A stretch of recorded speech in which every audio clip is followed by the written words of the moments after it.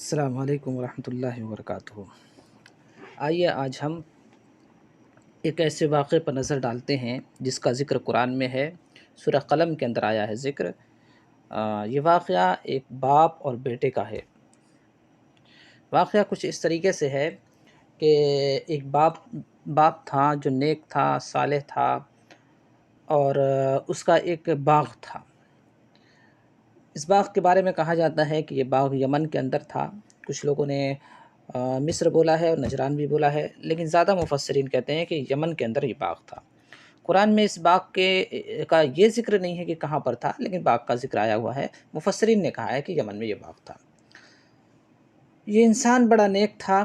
جب اس باغ سے جو غلہ اور جو پھل پیدا ہوتے تھے وہ اپنی ضروریات کے بھر اس سے لے لیا کرتا تھا، جتنا اس کو ضرورت ہوتی تھی، باقی جو بھی بچتا تھا وہ سب کے سب غریبوں اور مسکینوں میں تقسیم کر دیا کرتا تھا۔ واقعہ پورا سنیے گا، بڑا عبرت اور نصیحت والا واقعہ ہے، اور غور کریے گا اس واقعے پر کہ اللہ رب العالمین کس طریقے سے واقعات کو قرآن میں بیان کرتا ہے، اور تاکہ لوگ ان واقعات کو پڑھ کر اس پہ غور کریں اور اس سے نصیحت حاصل کریں۔ اب یہ انسان کیا کرتا، جو پھل پیدا ہوتا، جو غلہ پیدا ہوتا تھا، مفسرین لکھتے ہیں تو وہ اپنے ضروریات کے مطابق لے لیتا تھا۔ مثلا کچھ تو لے لیتا تھا اس لیے تاکہ وہ دوبارہ سے اسی باغ کے اندر لگا سکے، اس باغ کی ضروریات میں اس میں خرچ کرنا ہوتا تھا، اس کی سینچائی میں، یا جس کے لیے ضرورت ہوتی باغات میں، باغات کے ضرورت کے بھر لے لیتا۔ دوسرا اتنا لے لیا کرتا تھا کہ سال بھر کا اس کا خرچ، بال بچوں کا گھر کا خرچ چل سکے۔ اب اس کے بعد جو اس سے زیادہ ہوتا وہ غریبوں میں تقسیم کر دیتا تھا۔ یہ اس کا طریقہ تھا، بہت بہتر طریقہ تھا، اللہ والا انسان تھا۔ جب اس انسان کا انتقال ہو گیا اور اس کے بیٹے اس باغ کے وارث ہوئے، تو انہوں نے کہا ہمارے باپ نے اچھا نہیں کیا، یہ سارا کا سارا تقسیم کر دیا کرتا تھا باپ ہمارا، ناسمجھی کا کام اس نے کیا۔ اب ہم کیا کریں گے، سارا مال اپنے پاس رکھ لیں گے اور بڑے دولت مند ہو جائیں گے، اپنے آل اولاد میں اس کو خرچ کریں گے، فقراء مساکین اور غریبوں کو نہیں دیں گے۔ اب انہوں نے اس کے لیے باقاعدہ باتیں کی، پھل تو کاٹنے کا وقت آیا، غلہ کاٹنے کا وقت آیا، تو انہوں نے آپس میں باتیں کر لی کہ اس بار ہم جائیں گے، بالکل صبح صبح نکل جائیں گے، اتنی صبح جائیں گے پھل توڑنے کے لیے، غلے کے لیے، تاکہ کوئی مسکین آ ہی نہ سکے وہاں پر، اور کوئی مسکین نہیں آئے گا تو ہم سارا کا سارا توڑ کر کے اپنے گھر لے کر آ جائیں گے، کسی کو دینا نہیں پڑے گا۔ تو قرآن نے اس کا ذکر کچھ اس طریقے سے کیا ہے کہ جب انہوں نے یہ طے کر لیا کہ اب ہم اس کام کو کریں گے، تو اللہ رب العالمین نے ان کے باغ پر ایک آفت بھیج دی۔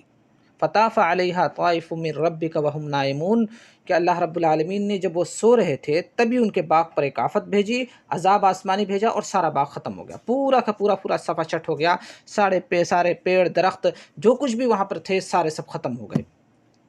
اب یہ صبح صبح نکلے، فتنادوا مصبحین، وہ تو رات میں سارا صاف ہو گیا، قرآن کہتا ہے کہ وہ صبح ہی صبح وہاں سے نکلے اور بڑا خوشی خوشی جا رہے تھے، اب تو ہم اپنا پھل توڑ لیں گے، کوئی مسکین نہیں آئے گا اور پورا ہمارا ہو جائے گا۔ اللہ يدخلنها اليوم علیکم مسکین، قرآن نے کہا کہ وہ یہ دل میں سوچ کر گئے تھے کہ آج تو کوئی بھی مسکین آ ہی نہیں پائے گا، وغدوا علی حرد قادرین، اور ان کا گمان تھا کہ اب تو ہم پورے طور پر اپنے پھل پر، اپنے پیداوار پر قادر ہیں، پورا لے لیں گے، کسی کو کچھ دینا نہیں پڑے گا۔ دیکھیے غور کریے، اب جب وہ پہنچے تو دیکھے کہ ان کا باغ ہی نہیں نظر آ رہا ہے، وہ ہر طرف دیکھ رہے ہیں، ان کا باغ نہیں دکھ رہا ہے۔ آگے بڑھتے گئے، آگے چلے گئے، کہنے لگے فلما راؤها قالوا انا لضالون، کہنے لگتا ہے کہ ہم راستہ ہی بھٹک گئے ہیں کیا، کہ دوسری طرف آگے، باغ تو ہمارا دکھ نہیں رہا، کہاں چلا گیا۔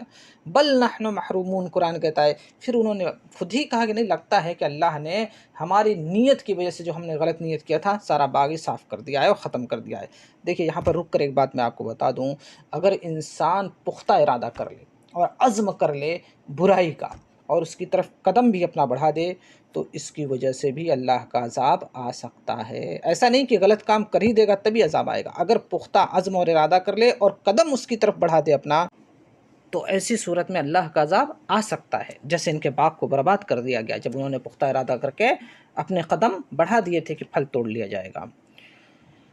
پھر بعد میں ان میں سے ایک معتدل انسان نے، جو بڑی حد تک نیک تھا، صالح تھا، اس نے کہا الم اقل لکم لولا تسبحون، میں نے تم سے پہلے ہی کہا تھا کہ اللہ کی تسبیح اور پاکی بیان کرو۔ پھر انہوں نے کہا کہ ہمارا رب پاک ہے، ہم ہی ظالم تھے، ہماری ہی غلطی تھی، انہوں نے اپنی غلطی کو تسلیم کیا۔ آگے چل کر کے اللہ رب العالمین نے ان کے بارے میں کہا ہے کہ اللہ کا عذاب اسی طرح ہوتا ہے، کذالک العذاب والعذاب الآخرۃ اکبر لو کانوا یعلمون۔ اس واقعے کے ذکر کے بعد اللہ رب العالمین نے یہ بات کہی، دنیا میں اللہ تعالیٰ ایسے ہی عذاب دیتا ہے، یاد رکھیں ایسے ہی عذاب دیتا ہے، اور آخرت کا عذاب اس سے کہیں زیادہ بڑا ہے، کاش کہ دنیا والے اس بات کو سمجھ لیں۔